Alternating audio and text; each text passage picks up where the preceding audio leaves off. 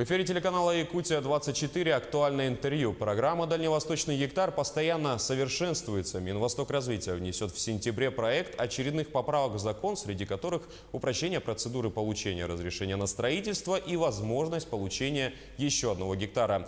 Другие же поправки касаются включения в действие программы соотечественников, которые хотят переселиться на Дальний Восток. Также в случае успешного освоения своего гектара можно будет оформить право собственности досрочно.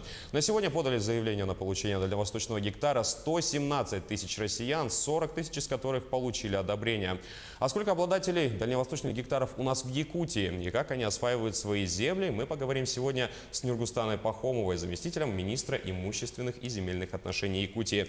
Нургустана Николаевна, здравствуйте. Здравствуйте. Спасибо, что выделили время и приехали к нам в студию. И наш разговор хотелось бы задать с вопроса, сколько на сегодня в Якутии насчитывается обладателей дальневосточного гектара.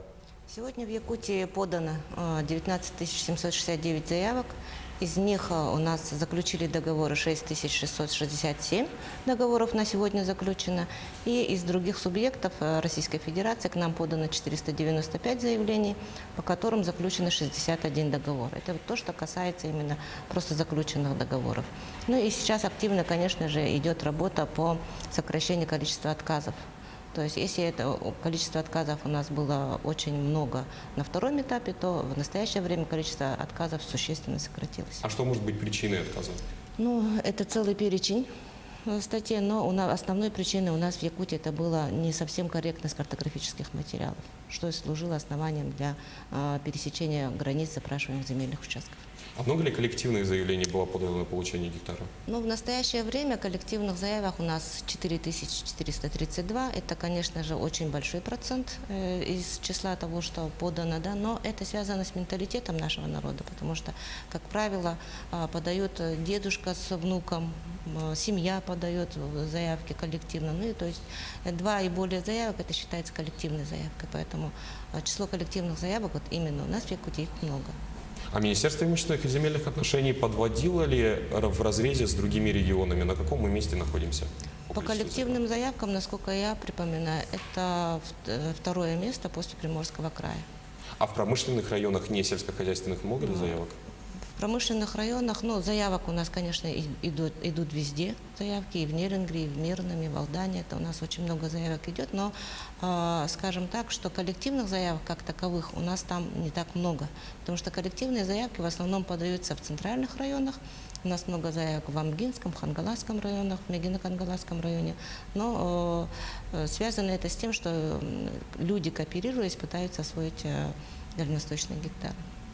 А если не брать город Якутск, а взять именно районы по сельскохозяйственным, можно ли выделить уже лидера среди районов? Ну, лидером по количеству поступивших заявлений, конечно, безусловно, у нас является территория Хангаласского района, потому что здесь понятно, что сконцентрировано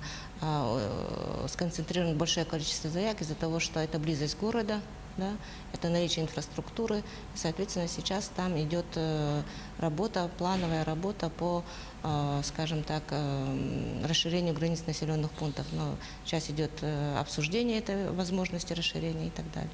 А помимо программы «Дальневосточный гектар» еще есть программа «Якутский гектар». Возможно ли у нас взять эти 2 гектара одновременно и много ли людей берут их? Ну, и программа «Якутский гектар» это была инициатива Егора Афанасьевича Борисова, и в настоящее время у нас получило 937 земельных участков получено, это 16 тысяч гектаров. То есть любой, кто получил дальневосточный гектар в качестве меры поддержки, он также может получить и якутский гектар. В основном, конечно, якутский гектар получает для развития сельскохозяйственного производства. Если обсуждать вот с начала 2018 года, то уже получено 200 участков по якутскому гектару, потому что процедура простая и существует возможность приобрести эти земельные участки впоследствии бесплатно в собственности. На какой стадии сейчас находится освоение и как вообще в целом осваиваются по статистике гражданами вот эти вот гектары, как якутские, в принципе, так и дальневосточные? Ну, освоение земельных участков напрямую связано с видом разрешенного использования. Поэтому по виду разрешенного использования у нас 53% получивших граждан, они еще не определились с видом разрешенного использования. Поэтому здесь есть, скажем, некоторая стагнация в связи с освоением. Но у нас осваивается, в основном идут освоения по строительству домов идет, да, ну, то есть каждый получивший, он может и самостоятельно это начать осваивать, да, и, соответственно, у нас в прошлом году осваивали очень молодые люди, как получившие гранты с Министерства сельского хозяйства и так далее. Например, по Амгинскому у нас было 2 участника, по Мирному у нас был Витеско, который осваивал строительством теплицы и так далее. Ну, то есть по Хангаласскому у нас была производственная база под сбор металлургии. Ну, освоение идет не только в части того, что вот строить дома, да, но и в части вот создания таких вот субъектов малого и среднего предпринимательства. Но здесь, конечно, это напрямую связано с поддержкой государства. В прошлом году, если у нас субсидии выдавались, и их можно было получить, участвуя в грантах Министерства предпринимательства и сельского хозяйства, то в этом году, в связи с установившейся не очень стабильной ситуацией с бюджетом, то все выплаты по субсидиям и грантам, они в этом году приостановлены. Из мер поддержки у нас остается, конечно, якутский гектар, и в этом году у нас Алмаз-Эргенбанк запустил свой кредитный продукт. Кредитный продукт, он так и называется «Мой гектар». И хотелось бы отметить, что этот кредитный продукт работает не только на территории республики, да, он работает и во Владивостоке, и в Хабаровске, во всех филиалах нашего банка «Алмаз-Эргенбанк». Также здесь нужно отметить, что сумма кредита также существенная, это от 20 тысяч до 1,5 миллионов, и процент составляет 11%. Поэтому те, кто может освоить и хочет освоить эти гектары, может подойти во все филиалы Алмаз-Эргенбанка и получить этот кредитный продукт. Руслана Николаевна, вы упомянули такие виды разрешенной деятельности на дальневосточном гектаре, как строительство и предпринимательство, но мы прекрасно знаем, что их в законе предусмотрено больше. Давайте для наших зрителей немножко остановимся на этом вопросе поподробнее и расскажем, какие еще есть виды разрешенной деятельности. Виды разрешенные используют практически все, которые не запрещены законом. Но при этом для некоторых видов, если требуется лицензирование, то получается, что люди должны получить разрешение, то есть определенные лицензии должны получить. В настоящее время у нас, конечно, в основном указывают вид разрешенного использования, это для строительства жилых домов, да. У нас идет сельское хозяйство, да, идет туризм, развивающийся туризм и строительство, ну, ведение личного подсобного хозяйства и так далее. Но есть иные виды разрешенного использования, которые, ну, скажем так, очень такие вот экзотические для нас. Ну, например, поле для гольфа и так далее. Ну, то есть выбор граждан не ограничен. А какие предложения вносит республика по изменению закона о дальневосточном гектаре? Ведь у нас очень активно проходит, и, следовательно, у нас практики тоже накапливается довольно много, и, наверное, нам есть что предложить. Ну, скажем так, что с начала разработки этого федерального закона мы активно участвовали в его разработке. И в настоящее время те предложения, которые были внесены, они также, ну, здесь нужно ответить работу Минвостокразвития, что постоянно учитывается мнение субъектов по каждой вносимой поправке. В настоящее время Минвостокразвития готовит поправки, которые вносили как предложение Министерства имущественных и земельных отношений республики в части возможности освоения, увеличения границ населенных пунктов за счет земель лесного фонда. То есть это если граждане получают дальневосточные гектары рядом с населенным пунктом, то упростить, насколько возможно, процедуру включения этих земель в границы населенного пункта. Это для нас очень важно, потому что впоследствии для того, чтобы строить инфраструктуру, эти земельные участки, они должны быть, вот, ну, дороги, сети, это же все должно быть в границах населенного пункта в дальнейшем, чтобы муниципалитет имел возможность их эксплуатировать и даже создавать их. Да?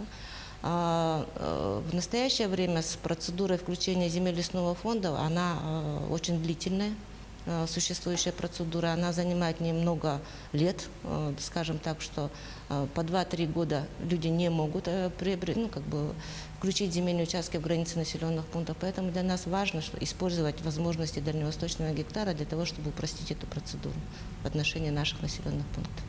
А какие еще меры предпринимаются для того, чтобы не только упростить процедуру, но и помочь гражданам взять этот земельный участок себе на разработку? Может быть, муниципалитет предлагает какие-нибудь программы? Сейчас запущена возможность выбирать готовые земельные участки которые в свое время кто-то отказался. То есть участок сформирован, и мы его видим, и гражданину, у которого есть, ему не понравился, допустим, земельный участок, то он имеет право выбрать из тех, которые ранее сформированы, их видно, и, соответственно, он может выбрать из тех, которые ему предлагаются. Кроме того, сейчас программа дает возможность изменять границы нарисованных земельных участков, то есть гражданин может чуть-чуть изменить границы земельного участка, чтобы соответствовать тем или иным критериям, которые предоставляются. Бывает так, что чуть-чуть выходит на дорогу, чуть-чуть выходит на чужой земельный участок.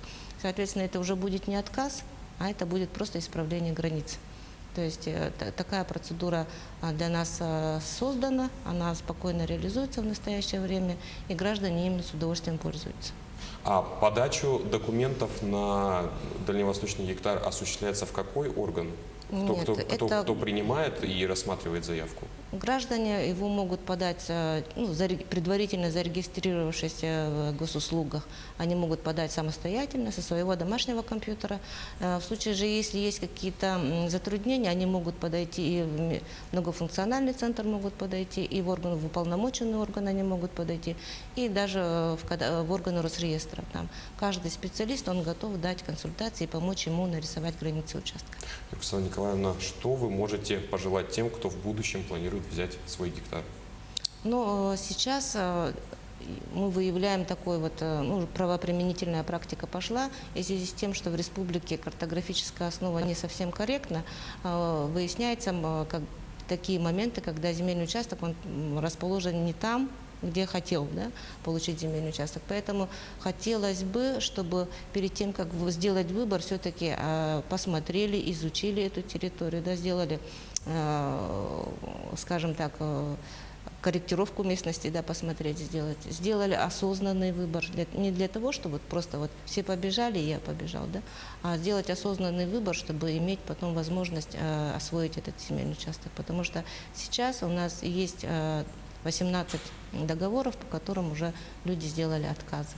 То есть они вначале получили, а потом решили, что не смогут освоить и отказываются.